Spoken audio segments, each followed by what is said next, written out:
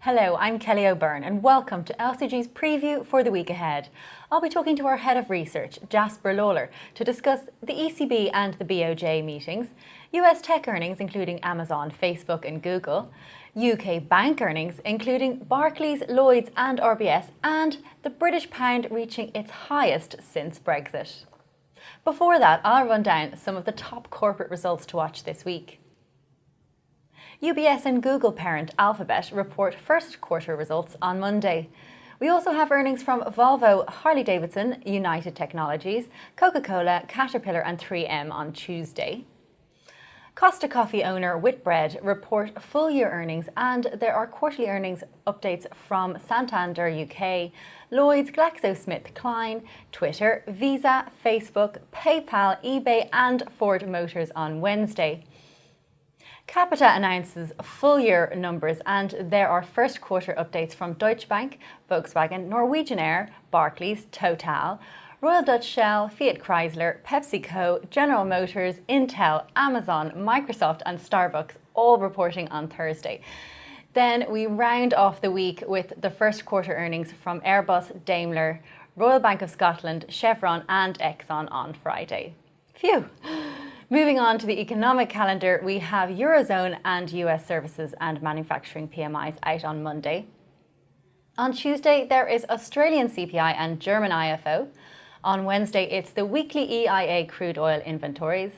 On Thursday, it's the ECB interest rate decision and press conferences, as well as US durable goods orders. Then on Friday, it's Japanese inflation, the Bank of Japan policy decision, UK first quarter GDP, as well as first quarter GDP from the United States. So Jasper, two very important central bank meetings coming up. Well, that's right, Kelly. They are important, but probably they're not actually going to do anything this time around. But we're still looking for signals as to what they're going to do in the future, and that can still cause some big market moves. For the ECB, firstly, the euro's literally not moved in 3 months against the dollar. We're at pretty much the same closing price when we record this video as we were 3 months ago. So that is a consideration for the ECB. Obviously, they don't target the exchange rate, but it's not been heading higher, so it's not a dampening an effect on inflation like it was a bit of a worry a few months ago. So that's a positive for them removing the stimulus. The downside really is that actually partly why the euro hasn't gone anywhere is that inflation's really moderated. So in March it was 1.3% in the eurozone year over year.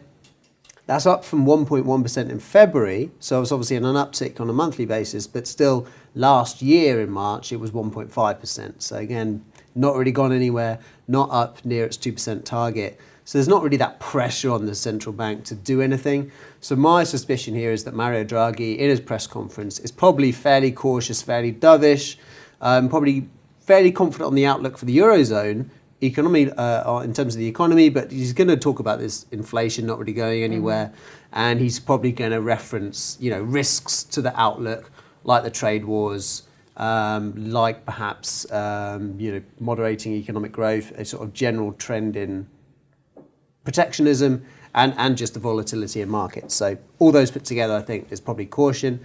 For the Bank of Japan, it's been interesting because Governor Kuroda, he has actually been talking about the fact that they are discussing how to exit the stimulus program. So behind closed doors, the Bank of Japan are trying to work out how to do it, but they haven't given any kind of timeline yet. So he's not ready to give an open forum, an open discussion as to when they exit. So for the time being, we expect more of the same from him. We did get a quarterly review of, this time around, we are going to get a quarterly review of their economic projections. 2 weeks ago, we had a regional survey, which was quite upbeat.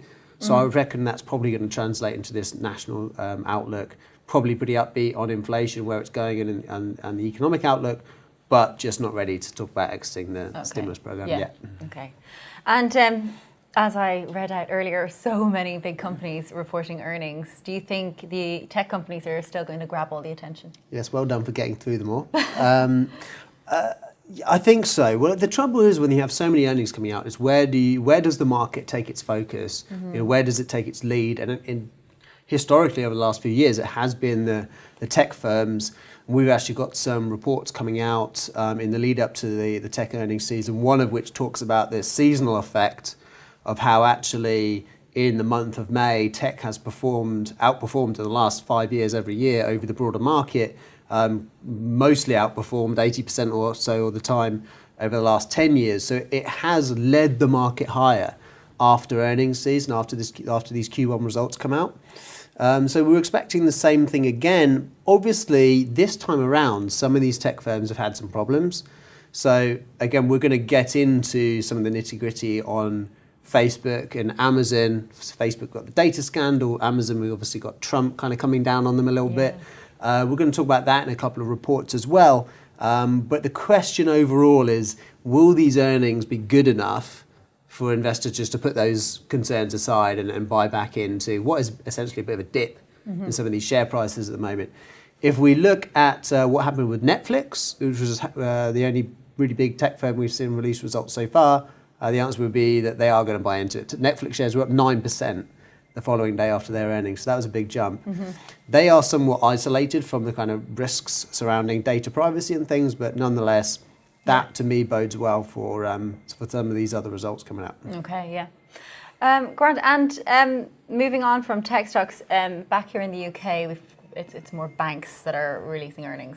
Yeah, I would say so. And the outlook's brightening for the banks, I think. I mean, we're pretty much putting the PPI scandal behind them. They're not really having to make the provisions they once were. Some of those pre-financial crisis fines that they were really struggling with, they seem to be in the past as well.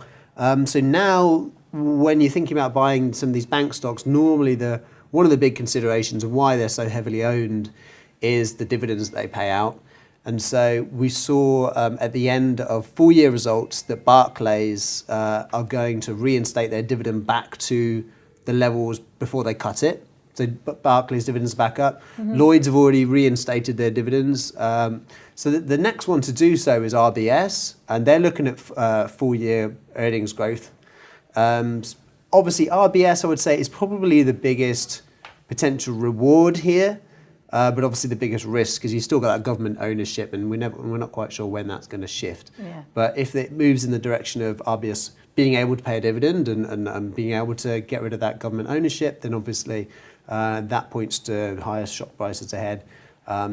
With Barclays specifically, they have Barclays Capital, and so I expect some of the same things that we saw with the US banks, which is basically the volatility in the market's really played into the hands of their trading divisions. They have good revenues there. Okay, and another British phenomenon, the pound reaching its highest since Brexit. That's quite an event.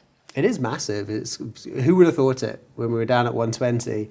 To be fair, we've been with some of the more bullish out there. But the caveat obviously is that it's against the dollar. So, against the euro, it's not quite as impressive against a basket of trade-weighted currencies. The pound's heading in the right direction for sure, but it's not quite as obvious. It doesn't have this dollar weakness factor that's factoring into cable. The data over the last week was quite soft. And so if anything, that takes away from the chance of a May rate rise from the Bank of England. But, as you can see from the reaction in the markets, we still had that high up at over 143. The data saw the market pull back a bit, but I still think it's just a pullback within a bullish trend for the pound. And then actually, ultimately, inflation's still above 2.5%. It's above the Bank of England's target. They've been pinpointing a May rate hike all along.